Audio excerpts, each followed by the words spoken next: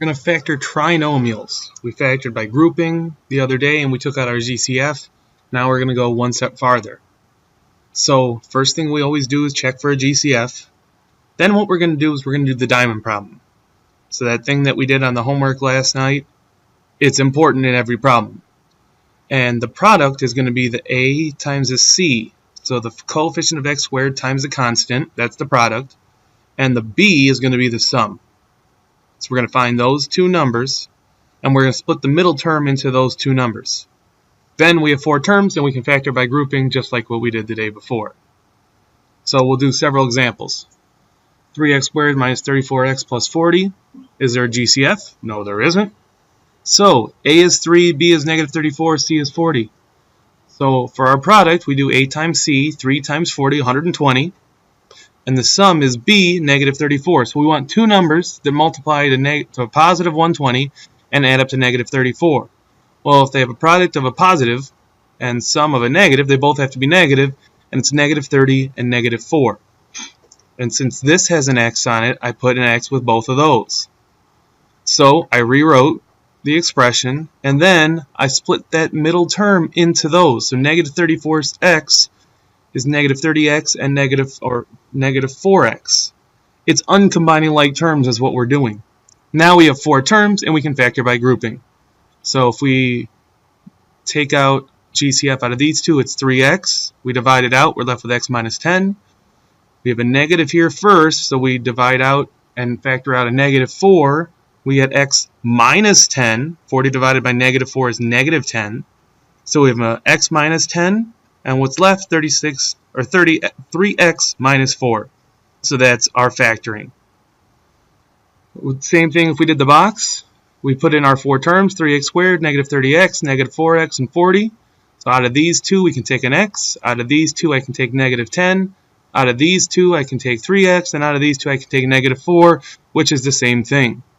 Now, if I FOILed, I went backwards and checked it. I can always check my answers with these. X times 3x is 3x squared. X times negative 4 is negative 4x. Negative 10 times 3 is negative 30x. Negative 10 times negative 4 is positive 40. So this is our four term. It's exactly what we had. Then when we combine our like terms, we're back to our original problem.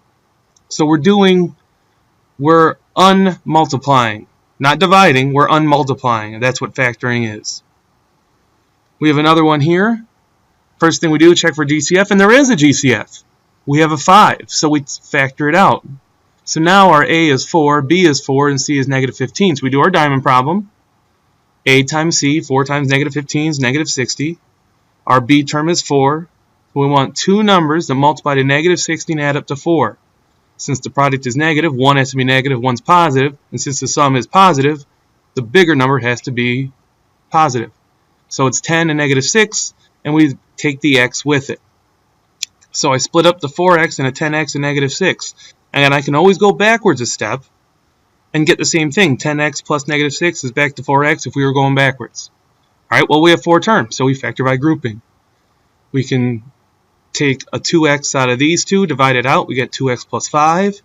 Out of these two, we have a negative first, so we divide out a negative 3. We're left with 2x plus 5. These are the same, which is what we want. So 2x plus 5. And 2x minus 3, but we don't want to forget our GCF that was there to begin with, our 5. So we do the same thing when we do the box, 4x squared, 10x, negative 6x, negative 15. So after we split the middle term, we can take 2x out of these two, 5 out of these two, 2x out of these two, and out of these two take a negative 3 because this first number here is negative. So 2x minus 3, 2x plus 5, and again that GCF of 5. We can't forget about that. All right, now we're going to have a couple different kind of problems. 9x squared minus 16. Oh, we only have two terms. So first we look for a GCF. There isn't one.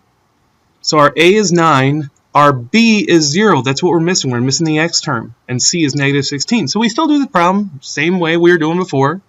A times C, so 9 times negative 16, negative 144. But the sum is 0. Well, how do we multiply two numbers to get a negative 144 and add them up and they get 0? Well, the only way they can add up and get 0 is if they're the same but opposite signs. So negative 12 and positive 12. So we split up that 0x, so we can write in a 0x, into negative 12x and positive 12x. And again, if we add those together, they cancel out, so we get our 0x. Then we factor by grouping. 3x minus 4, 3x plus 4. We can do it by the box, we get the same thing. Does that look familiar? Something with our conjugates? We'll talk a little bit more about that later in the unit. This one, we have a GCF, we have a 2 and an x we can take out. So we take out 2x, we're left with x squared minus 3x minus 28. So we do our diamond problem. A is 1, C is negative 28, so we'll multiply those to negative 28. The B is negative 3, so we want two numbers that multiply to negative 28 and add up to negative 3. That's negative 7 and 4. And we put that x with both of them. So we split up that negative 3x into negative 7x and positive 4x, and we group them. We group them, get x minus 7 and x plus 4. We do it by the box. We still get x minus 7, x plus 4, and we get 2x in front. Do not forget the GCF. If you forget the GCF, you will lose points. Now let's multiply it out, make sure that it works. So we do inside here first, just like we did last chapter. X times x is x squared. X times negative 7 is negative 7x. X times 4 is 4x. Negative 7 times 4 is negative 28. Add up our like terms. So before we add up our like terms, we're here with the 4 terms, and here. We add up our like terms, x squared minus 3x minus 28. We're here, and then we distribute the 2x, and we get back to our original problem. So we can always go backwards and see if we're doing it right. Now, one last wrinkle. We're going to have two variables. We do it the same way. Look for a GCF. There isn't one. A is 3, B is negative 10, C is negative 8. So A times C is 3 times negative 8, negative 24. The sum is B, so negative 10. What two numbers multiply to negative 24 and negative 10? A lot of you are thinking 6 and 4, but if they were both negative, we wouldn't have a positive or a negative product. So it has to be negative 12 and positive 2. And we're splitting up that middle term, so they both get xy's with them. So negative 10xy goes into negative 12xy and 2xy. They both get x and y. Because we're uncombining like terms, so they need to be like terms still. So with 4 terms, we can factor by grouping. We have the answer here. Or we can put the 4 terms in the box and do the same thing. Either way, we end up with the same exact one. And we could always multiply it out to see if it's correct.